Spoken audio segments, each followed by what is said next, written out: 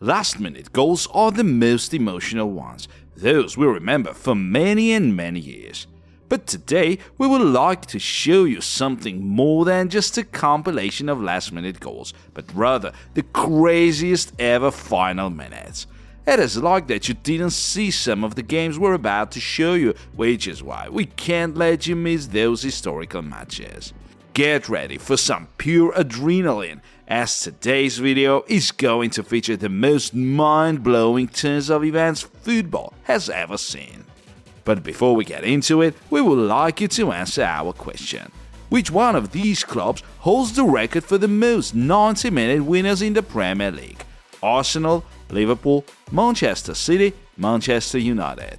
Please leave your answers in the comments down below. And now, get ready. Here we go. Let us begin with the Champions League Man United Copenhagen fixture, one of the most abnormal games so far this season. It was match day 3 and the Red Devils had already lost twice, so that one game they absolutely had to win. 70 minutes in, the score was still 0-0, but who do you think came to save the day for United? Yes, the one and only Harry Maguire, who headed it in after a cross from his teammate to open the scoring. Harry Maguire coming in clutch is pretty epic by itself, but the game was far from over. Ericsson, great ball in, Maguire's there! Harry Maguire with a massive Champions League goal for Manchester United. It was made in Denmark by Christian Eriksen and headed home by Harry Maguire. 4 minutes of added time were about to end in a couple of seconds. A corner was taken by Copenhagen, and Bruno Fernandes failed to make a clearance, so the Danish side had one more chance. And then Scott McTominay gave away a foul in the box. A whistle was blown and penalty given. After 3 minutes of arguments and preparations, 98 minutes in, everything was at last set for the penalty kick. The final moment of the game. Jordan Larson came up to take it. The Swede took a run-up, made a shot, but Andre Onana managed to deny it in a most spectacular fashion. And at that note, it was all over. All the United team rushed to celebrate with Andre Onana, the 3 points hero. So in the end, it was Harry Maguire's goal and Onana's late save that made it possible. The two most criticized Red Devils had finally made it count. And that is why that particular game was so unique. Tottenham lost 2 Premier League games in 5 days after they had kept their unbeaten streak until November. Today we would like to talk about the recent Wolverhampton-Tottenham match which took place on November 11. Only 3 minutes in, Brandon Johnson opened the scoring and it all started to look like yet another easy game for the Spurs. But the score was still 1-0 in the 90th minute, and then, all of a sudden, things were finally set in motion. 91 minutes in, there came a cross, and then, off the rebound, Pablo Sarabia got the ball and sent it into the back of the net. How frustrating it must be to settle for a draw after being 1-0 up so late in the game, you might think. But wait until you see what happened next. 97 minutes in, Giovanni Lo Celso gave away a foul in midfield, and Wolverhampton put the ball back in play at once. The same Pablo Sarabia got the ball and passed it to Mario Lemina, whose gentle touch sent the ball in once again, thus completing the Wolves' unbelievable comeback. The Spurs kickoff was the final moment of the game.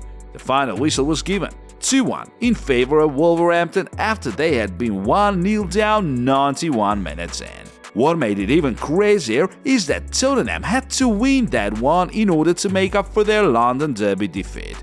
And by the way, Pablo Sarabia, who scored the first goal and later made an assist, came in as a sub in the 87th minute. That's how you make an impact off the bench.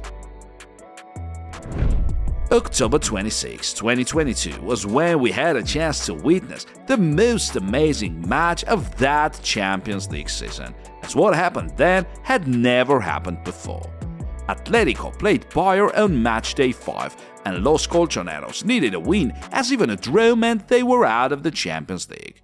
It all went wrong for Atletico as early as 9 minutes in. Moussa Diaby made it 1-0 for Bayer, but 22 minutes in there came an equalizer from Carrasco. Less than 10 minutes later, Bayer scored again. Hudson-Odoi found the net in the 29th minute. Early in the second half, there came one more Atletico equalizer as Rodrigo de Paul made it 2-2 in the 50th minute. And now we proceed to the added time. The 5th additional minute is over. The ref gives the final whistle. Atletico are out of the Champions League and the heartbroken Simeone heads for the tunnel. But why are we talking about this game then? Well, Diego Simeone suddenly stopped. Something was happening. Yes, after the full-time whistle had been given, the VAR system spotted a foul. The Bayer player's handball in the box just when the final corner of the game was taken. 4 minutes later, there came a shocking verdict from the ref. A penalty was given. The game actually resumed after the final whistle for the first time in the history of football. Looking ahead, we have to say that the same thing happened in the 2022 World Cup in a match between Tunisia and France. So Atletico only needed to score from the spot to keep their chances alive and probably make it into the knockout stage. The one to take it was the goal scorer, Yannick Ferreira Carrasco. The Belgian took a run up and shot it, but it was saved by the keeper. The Paul's shot was denied by the woodwork, and after Ronaldo's attempt, the ball hit the original taker Carrasco. A missed penalty, the woodwork and the teammates save in a couple of seconds. Pure madness from Atletico. And of course, once their opportunity was wasted, the referee gave the final whistle and the game was over, 2-2. As a result, Atleti were getting eliminated and later lost on matchday 6, which left Simeone's side out of Europa League as well. If only Carrasco or De Paul or Ronaldo had scored, Atletico would have at least made it into the Europa League, regardless of the final Champions League matchday's result. Oh, it's saved! And the rebound off the bar! And then over the top! Absolutely astonishing! Just when you thought you had... Now to something outstanding straight from the Premier League. Last month, Manchester United played Brentford at Old Trafford. Matthias Jensen opened the scoring for the away team in the 26th minute, and since then it was a pretty boring game, we must admit. Meanwhile, a substitution was made, Scott McTominay for Sofiane Amrabat. Many would think, why would you bring in a defense-minded midfielder? Why wouldn't you add another attacker when your team is trailing? But it seems like Ten Hag knew better, as it only took McTominay 2 minutes to find the opening. Unfortunately, his goal was disallowed due to the offside after a VAR review. The game was approaching its end. 3 minutes into the added time, the Red Devils went all-out attack. And after a number of desperate attempts, the ball found Scott McTominay, who finally finished it, and that goal did stand. A draw is much better than a defeat, but McTominay hadn't said the final word yet. 96 minutes in, with only a couple of seconds left, Bruno Fernandes crossed the ball into the box and found none other than Harry Maguire, who passed it to McTominay, and the Scotsman finished it once again, with a very late header, 96 minutes 10 seconds in, thus completing the Red Devils' magnificent comeback. What happened that afternoon is extremely hard to explain. Once again, Scott McTominay is a defense-minded midfielder who at times plays as a centre-back. So there is no way he is supposed to be such a clinical finisher. And yet, Scott managed to score 3 goals in 8 matches, should we count his first one, which was disallowed. And once again, props to Harry Maguire, as it was his aerial duel won and his assist. And by the way, it was the first time the Red Devils actually managed to win a Premier League game after being behind 90 minutes in, so it's safe to say that McTominay made history for United. Can you imagine yourself turning on your TV 90 minutes into the football game and not missing a thing? Well, we're about to prove to you that it is possible. It was a Champions League group stage game. Atletico played Porto. It was the first match day, and Atletico could never know they had a much crazier game ahead of them. So let us skip 90 minutes of the game and get to the point.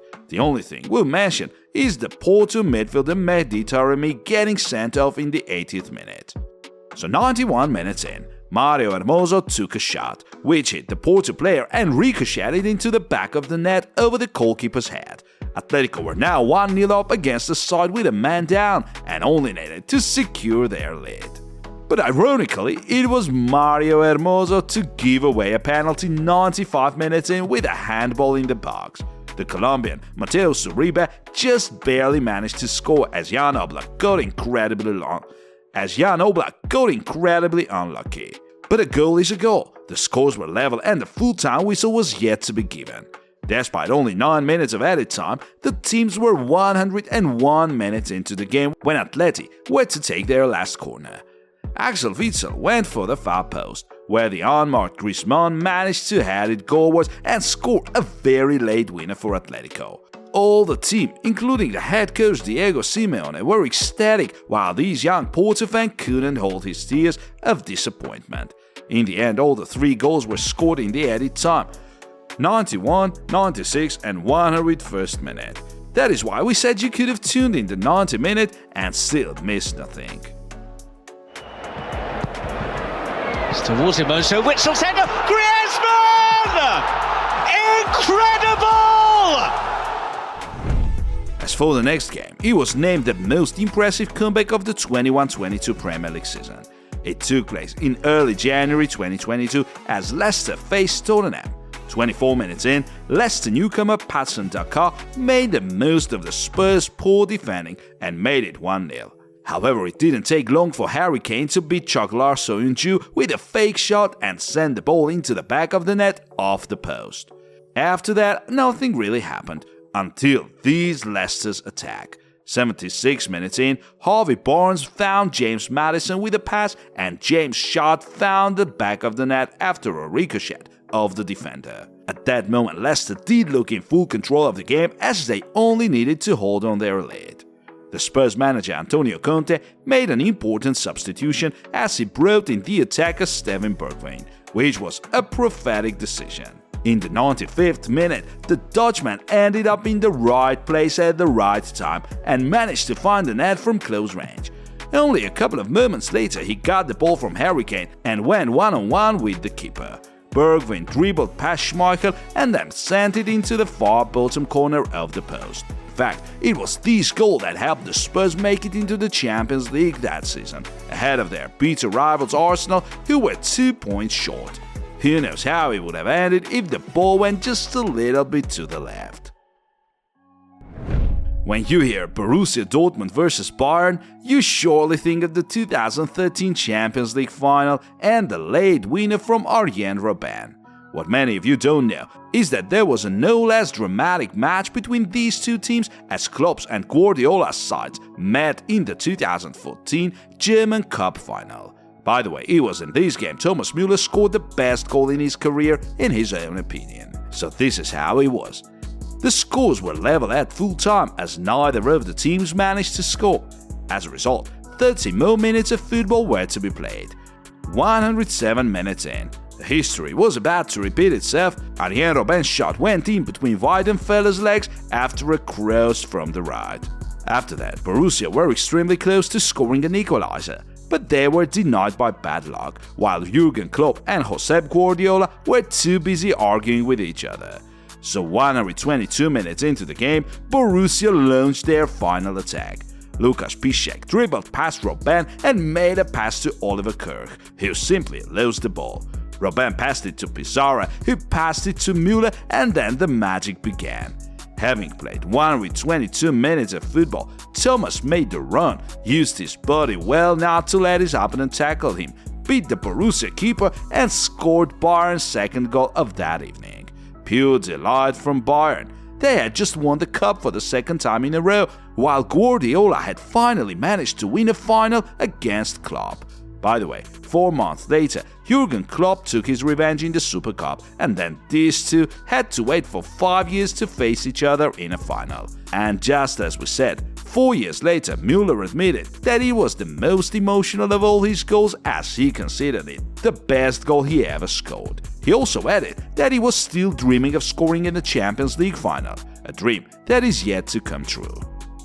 It was brought on earlier. Now the chance is on Thomas Müller. Has he got the pace? Schmelzer doing his best to get back. Still Thomas Müller around the goalkeeper. Thomas Müller for Bayern. It's 2! And that's it! That was the end of our today's video. We hope you enjoyed our compilation of the most remarkable examples of last-minute drama. Late goals and comebacks never fail to bring us the most vivid emotions, as they make us feel the ultimate passion of our favorite game. Dear friends, feel free to subscribe to our channel and click the bell button if you enjoyed this video, as that will help its promotion and allow you to get a notification once our new video is out. That's it for today, but there's a bunch of other videos we have on our channel, so don't hesitate to check them out.